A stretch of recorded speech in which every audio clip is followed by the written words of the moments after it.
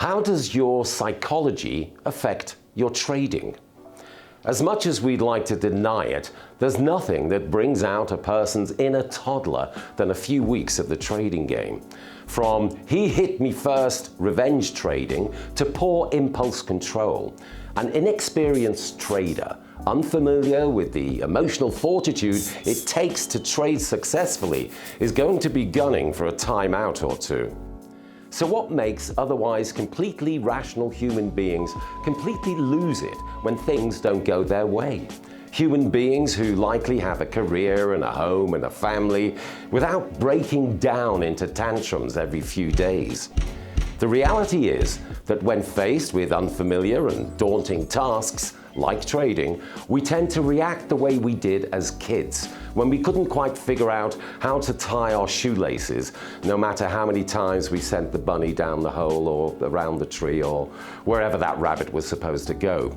We get frustrated. We let our emotions, whatever they may be, get the better of us. Fear, insecurity, greed, whatever it is that's driving your trading habits will end up driving you as well.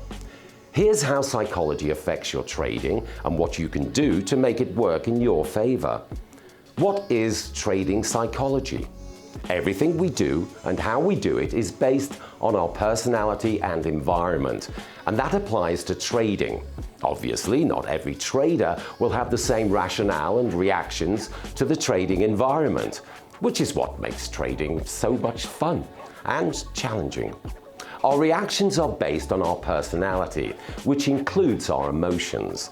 A confident trader will likely make well thought out but riskier moves, while someone who's not quite sure about themselves, we're not pointing any fingers, may hold back more than they should. Getting the most out of your trading adventure requires that you understand your own trading psychology. Once you can identify the emotion or bias that is holding you back, you'll be able to make a conscious decision to contain it. Most emotions that prevent trading success come in pairs of opposites. The key to defeating them both is to find the happy medium. Fear versus greed. Finance manager and author Yvan Byeajee says of trading, greed pulls people in and fear pushes them out. Fear and greed are two major aspects of human psychology that can really put a damper on your earnings.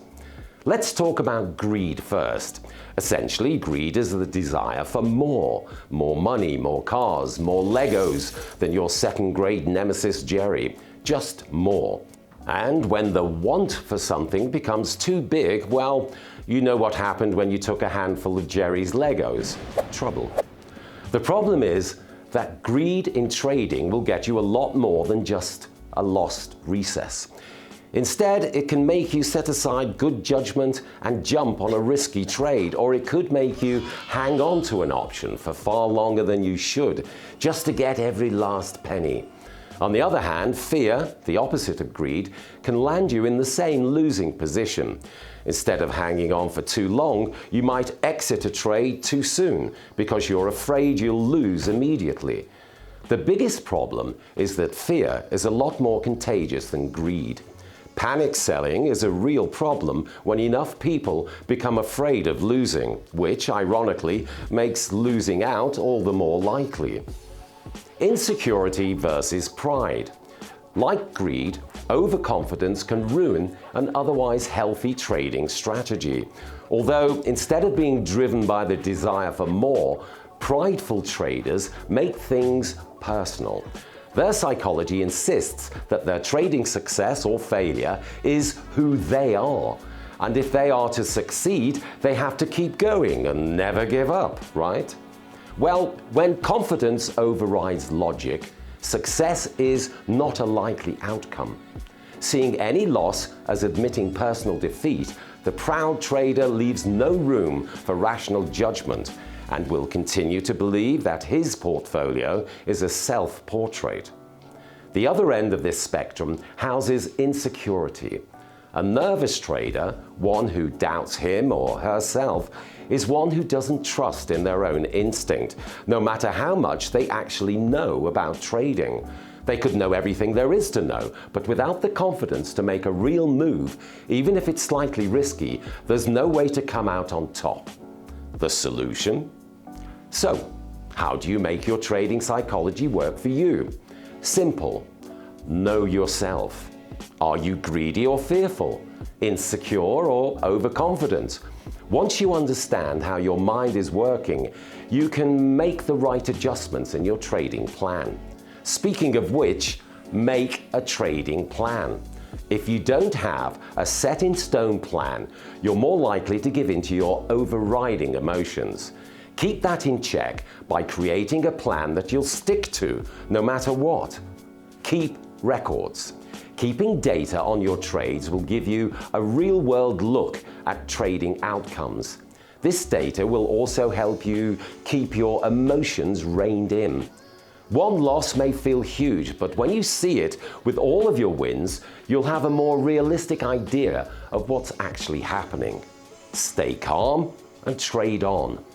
No matter what happens with your trades, learning to cope with the unexpected is crucial to keeping your trading psychology in line. Instead of leaping into the oncoming traffic of new trades and after a huge win or loss, take the time to look both ways. Keep to your plan and move forward appropriately. Understanding your trading psychology is the first step in making it work for you in your trading, but that's not all. As author and trader Yvan Byeajee says, trading doesn't just reveal your character, it also builds it if you stay in the game long enough. As you learn to manage your emotional impulses and how they affect your trading, you'll also be able to extend this to your non-trading psychology and life as well. Thank you very much for watching. Stay safe and trade safe.